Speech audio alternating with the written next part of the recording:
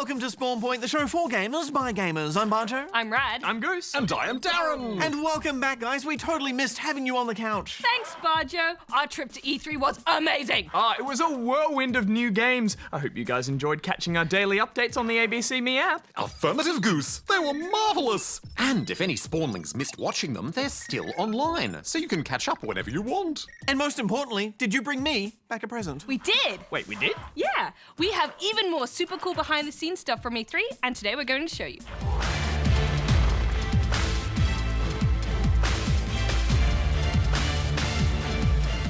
Okay, that does look pretty cool. Also on the show, we have reviews of Dirt 4 and Monument Valley 2. Oh, Monument Valley is back. You know, that would have been the perfect game to play on the plane. Sounds like we've got a lot to fit in, guys. Oh, did you miss my challenges while you were gone? I know you did. Spruce up your brain cells, spawnlings. It's time for Darren's Challenge. Today, I'm asking you this. In Super Mario Galaxy 2, when you lose a life, you're offered help from a cosmic guide that looks a lot like another character. But who? Answer at the end of the show. Oh, I would say that's a pretty unmistakable silhouette. In fact, I think that character is also in Mario Kart. Well, we have the whole episode to think about it, but first, let's get to our first review.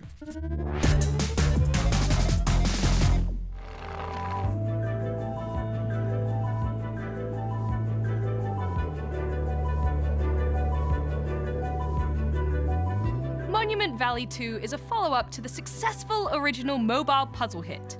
Using very clever and eye-catching level design inspired by M.C. Escher's optical illusions, you have to create paths and guide your character, or characters, to an exit by manipulating parts of the world. M.C. Escher. Any relation to M.C. Hammer? Negative, Bajo. Maurits Cornelis Escher was a Dutch artist known for his mind-bending works featuring illusions and impossible objects. He was not known for the hip-hop classic, You Can't Touch This. But you can touch this game with some very elegant touch controls. You can tap on a part of the path to move your character there, and there are parts of the world that you can spin, pull, and drag to create new paths. They're super satisfying to play with too, since everything responds with beautiful sounds and visuals. It's like playing with a little music box. Yeah, this game really is a little piece of interactive art, isn't it? Every level is stunning to look at, and it never gets old watching structures morph and illusions fall into place. I do wish there was a bit more puzzles to the puzzles, though. They basically solve themselves. Affirmative. Most levels have completely linear paths and limited interactive elements, making solutions fairly obvious. I kinda didn't mind that though. It makes a lovely stress-free environment so you can just soak in all the art and music. And I loved how each new level has some clever little twist that makes it different from the last. Plus, there's a sweet story about a mother and daughter, and they use those characters in some interesting and sometimes really emotional ways. That's true, there's so much creativity on display. I just wish they doubled down on some of their new ideas. Having to work with two characters at times creates some interesting new dynamics, but they felt a bit underexplored. Mostly it's just about controlling one character at a time. This is a self-contained mobile experience. There's no ads or microtransactions, but it is only about an hour long, and I would have liked a little bit more bang for my buck. Some would say you can't put a price on the emotional experience of true art. But they did, Darren. They did put a price on it, and I can't very well take my phone, frame it, and hang it on a wall, can I? Oh, can't you? You know, the thing I love about art, Bajo, is the way that it shifts perspectives, and in doing so, it shifts your own perspective of the world and what's around you. Oh!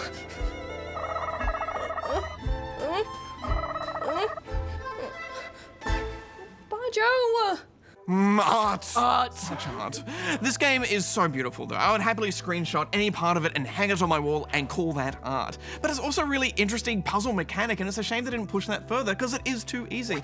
I'm gonna give it 3 out of 5 rubber chickens. Oh, I loved this. It's beautiful, it's emotional, it's clever, it's stunning, and I really liked the original too. I'm giving it 4.5 out of 5 rubber chickens.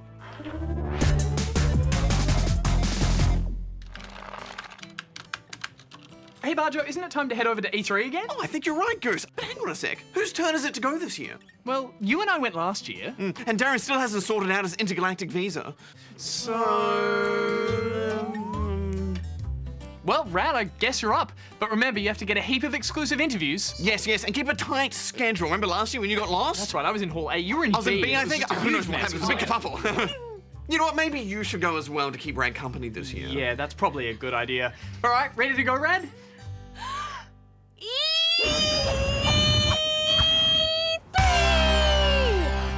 I can't believe it! I'm here in LA for E3! Alright, Rad, this is a big responsibility. It's your job to get all the big news for the Spawnlings back home. Just remember what Bajo and Goose— No time, Brain! There's too much to see! Okay, Rad, we have a busy day ahead and we've got to be at... Rad? Oh, no. The Electronic Entertainment Expo is held every year in Los Angeles, and it's where all the big companies come together to show off new hardware and games. Now that I've got my pass, I'm free to start exploring this festival of games. But before the floor is opened, there are 2 busy days of press conferences. Exciting, loud presentations full of announcements and surprises. Also, did I mention they're quite loud?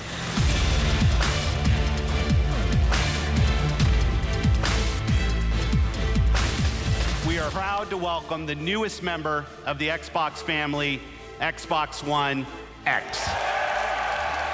Let's just agree that we love games and we want to see more of them tonight.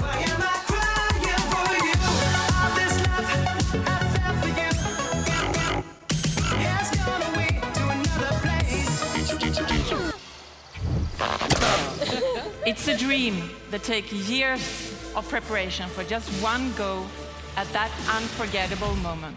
Olympics?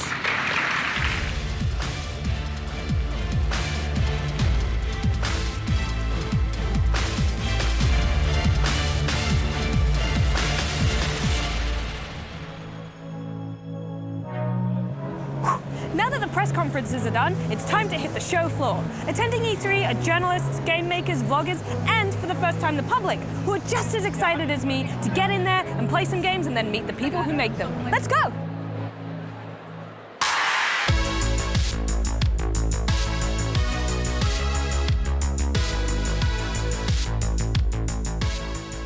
I'm here now with Ryan Cooper, who's the executive producer on Forza Motorsport 7. Forza's games have always been beautiful, but this one is next level. You've got new hardware to play with. Tell me a bit about what went into making this game look as good as it does now. Well, we've got over 700 cars, over 30 tracks. We've completely reimagined the driving experience. So as you're barreling down the track at 200 miles an hour, cars come alive. Parts will shake and rattle. The driver will move around in the car. We've got new collision cameras. We've got a dynamic weather system. So as you're racing, clouds will start to roll in. You might see Virga off in the distance. As the storm comes in, there'll be thunder, lightning, puddles will grow, maybe forcing you to have to take a different drive line. So every time you come back to a track, no 2 races are going to feel the same. Oh no!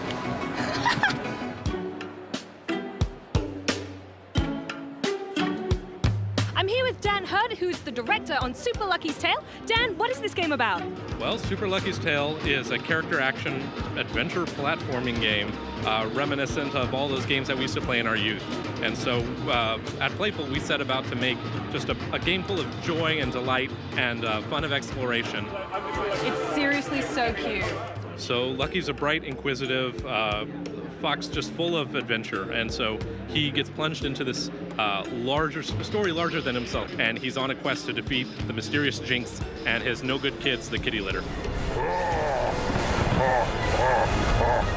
We're calling it a playground platformer. What that means is you're going to balance puzzle solving and exploration and collectibles and combat, and when it's at its best, you're in a perfect blend of those things. I like how there's like little coins buried underneath. Oh, I can go in here because I can dig. One of my favorite things is our new move, the burrow move.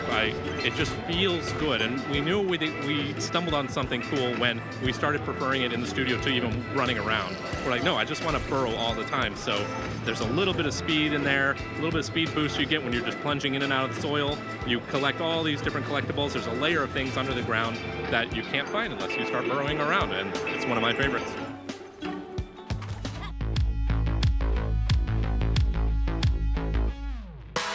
So Sonic Forces is a brand new game in the series. How do you work to keep the games fresh? So the new title, Sonic Forces, in order to bring something new to the franchise, instead of just focusing on Sonic and making a new thing for Sonic to do, they wanted to flesh out the world around Sonic. So you could create your own hero character inside of the game, customize that character to be who you wanted that character to be, and then add that character into the game. So could you tell us a bit more about what's going to be available and how those characters are going to be used in the game? So when you create the character, you really need to think about what character do you want to join the world of Sonic and have this character go on an adventure with Sonic. You'll be able to choose from 7 different animal types, and once you figure out what animal you want to create, it gets into what kind of eyes do you want the character to have, what kind of ears do you want the character to have, what color should the character be. So have you made your custom character yet, and what does yours look like? So I have created my character in the world, and it's a wolf character, but he's got kind of strange eyes to him. Strange how? You'll have to see when the game comes out.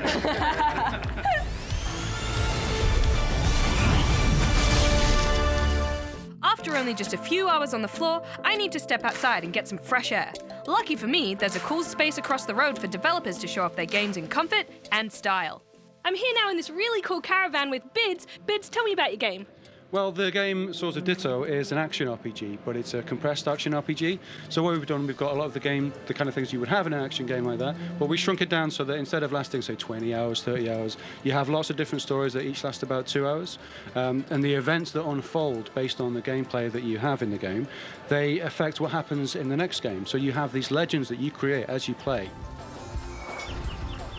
I like the idea that these legends could be something that you could create yourself, and we compressed it together to create the game where all of these legends become your own kind of story that you write. And it's also like compressing all of that into a smaller amount of time for people who maybe don't have the time to play a bunch of really long games. That's people like me, because I'm a dad and I've got 2 kids and I just don't get the time that I used to get. So yeah, the idea of having something that's more immediate and more accessible is definitely appealing to us, yeah.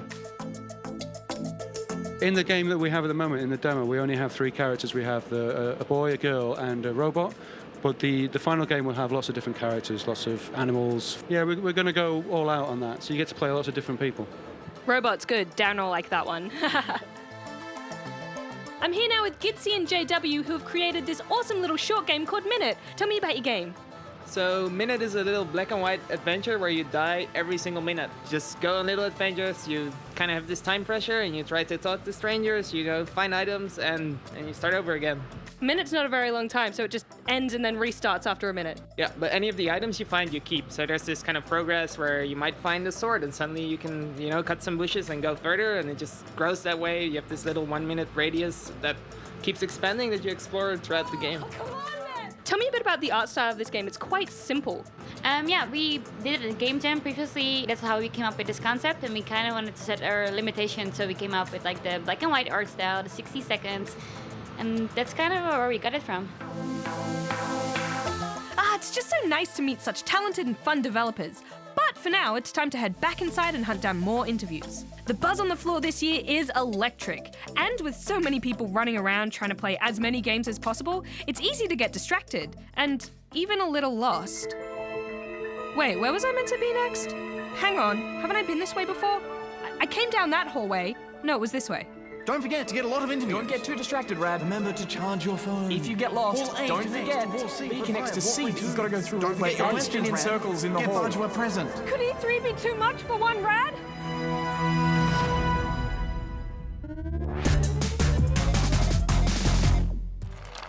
Oh, it's good to have you back at the Spawn Point desk, Rad. Oh, Bajo, it's good to be back. Did you miss me? I did miss you. Pip filled in for you, and she was fantastic, but it is good to see you again. Oh, I'm really sad that I didn't get to meet her, but I'm glad to be back. So let's dive into some questions. And first up, we have this from the Queen of Cute Kittens, who is in Cute Kittyland in the ACT. Are you kidding me? The Queen of Cute Kittens? Yeah. Oh my God. Not all kittens, just the cute ones, which are some of the best kittens. Your Majesty. Hi, good game. 3 things I want. 1, is there going to be a Wonder Woman game? 2, has there ever been a Wonder Woman game? 3, I love you, Rad. Do this. Thanks, and if you don't answer, you will be thrown into the pit of terror kittens. Well, Your Highness, I would be glad to answer your question, lest I be thrown into the pit of terror kittens. I won't pause to imagine what that would be like. But you can play as Wonder Woman in games such as LEGO Batman 3, LEGO Dimensions, and Scribblenauts Unmasked. Although sadly, she doesn't have her own game yet, which is pretty disappointing. Yes, I wonder why that is. Yeah, me too. You get it? I wonder because she's Wonder Woman. Wonder why that is. I get it. I see what you did there, Yeah, 'cause Bajo. she's always wondering why she hasn't got her own game yet. Yeah, and she is pretty wonderful, and so was her latest film. It was very successful, so who knows, she may be getting her own LEGO game sometime soon. Although that's complete speculation made up on my behalf. So let's move on to this next question from Not Bad in Melbourne. Not bad, not great. Not bad. Not bad. Solid 5 out of 10. Medium. Safety score. Why do indie game developers need money to make games? Not bad. That's not a bad question at all. The short answer is it takes money to make money, but the truth is making video games is very expensive, whether you're an indie developer or a big publishing studio. Yeah, I mean, imagine you wanted to make a game just by yourself. Let's say it takes a year to make it, and in that year you have to buy food to feed yourself, you have to pay rent or buy a house, you have to have some kind of computer to make the game, and software to make it with, and you'll need to pay for internet, power, and water bills. And those just cover the bare essentials. Yeah, and in reality, indie studios usually have more than one person working in them. So of course, they need to pay everyone's salaries, since people tend not to like working for free. No, that's true. Some indie developers save up for years so that they can support themselves while they work on their games. Or they may have had a lot of success in the past on an earlier game, and they can reinvest that money into a new game. But many need to reach out for funding through things like crowdfunding, government grants, or of course game publishers to at least get a start. Well, I hope that answers that one, so let's move on to our video question today, which comes from Ray in Victoria. Hey, Good Gamers P, it's me, Ray here. I was just wondering if you could tell me how much shrines do you need to activate in Legend of Zelda Breath of the Wild before rescuing Zelda? And my last question is, my birthday's in September, and can you predict for me and the spawnlings out there how much the Nintendo Switch will cost by then? And thank you, and Ray out. Thanks for your question, Ray. As always, though, we should remind Spawnlings that Breath of the Wild is rated M, which means it's recommended for more mature gamers. Make sure you check with your grown-ups before you play it. But as for how many shrines you need to complete to rescue Zelda, I think it's as little as 4. Yes, I'm pretty sure you have to do all the early shrines to unlock your gear and powers, which include the Magnesis, Bomb, Cryonis, and Stasis trials. After that, you can make a beeline straight to the castle and try to save Zelda. You don't even need to do the Divine Beasts if you don't want to. The shrines will make the final battle a lot easier for you, though, by helping you get more hearts and stamina, plus some sweet gear and loot.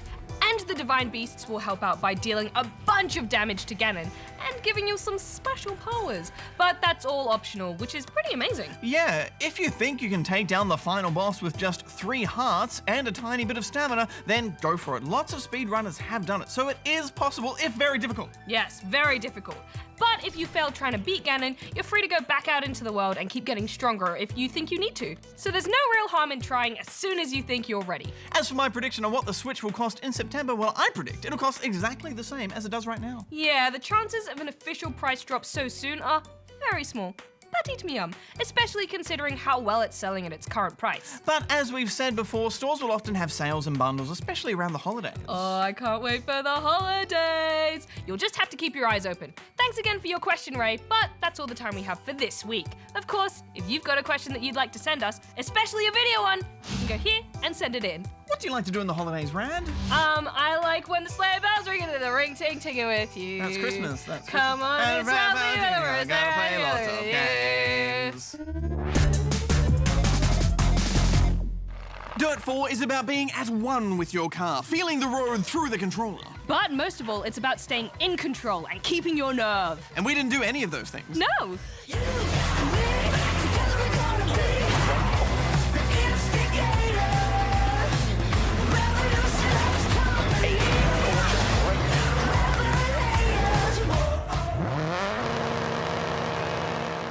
DiRT 4 is an off-road rally racing game broken up into 4 main disciplines. Rally, where each competitor races separately trying to get the best time. Rally Cross, which takes place in a stadium with multiple cars on the track. Historic Rally, featuring dangerously powerful classic cars. And Land Rush, which has short courses, bouncy buggies, and powerful trucks. Oh, I do like Land Rush. Jumpies! If you've never played a rally game before, the biggest difference here to other racing games is that it's all about getting the best time. It's not about bashing opponents out of the way, or picking up power-ups or boosts. It's about learning the dangers of a track, and knowing when to take risks to push your car hard around a corner. Keep left over crest. Keep left over crest. But it's even more important to know when not to push your car, and instead do some careful, considered driving. Guys, I think this is such a well-made game. Affirmative. The sound of the exhaust, the squeal of the tires on tarmac, the muddy drifting.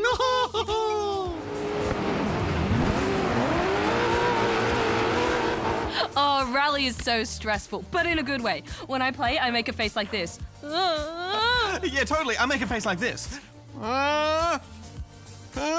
I make a face like this. Luckily, you're not alone when you rally drive. Detailed information is given to you by your AI co-pilot. Left 4 and turn. Left 2, 60. This information, while quite technical sounding, gives you warnings about the length of corners, dips in the road, water hazards, and dangerous hairpins, and when not to cut a corner. Dip. Into left 3 long. Opens. Oops.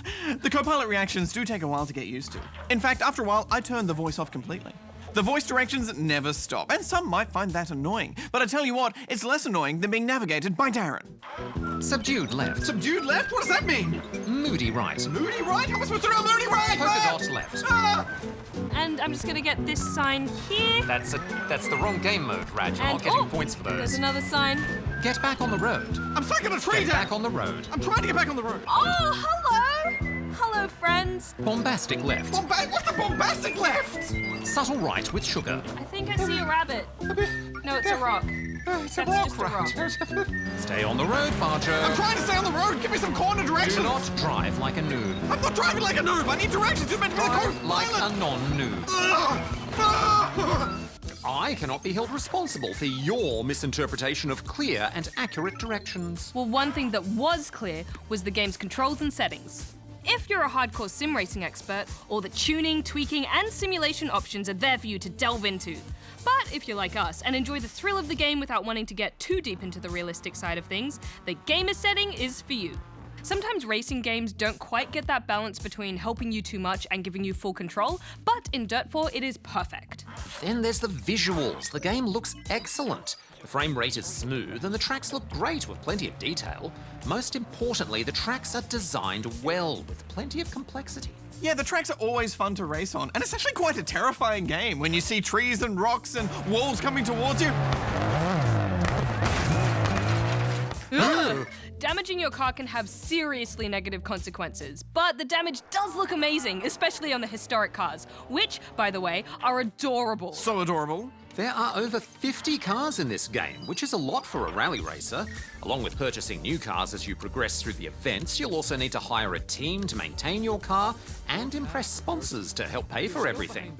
Dirt 4 is actually a very big game once you start delving into all the features. Yes, and we haven't even talked about the multiplayer yet. This is a great rally racer. I highly recommend it for newcomers and oldcomers. I'm giving it 4.5 out of 5 rubber chickens. I also love how you can generate your own tracks and championships that add some serious longevity. I'm giving it 4 out of 5 rubber chickens. Well, before we're out of time, Darren, let's hear the answer to your challenge. Affirmative! At the start of the show, I asked you this. In Super Mario Galaxy 2, when you lose a life, you're offered help from a cosmic guide that looks a lot like another character. But who? And the answer is... Rosalina! Guys, I can't tell you how excited I am to get some more Super Mario on the Switch later this year. Oh, me too, Goose. Actually, we're playing another game on the Switch, and it's called ARMS. Review next week.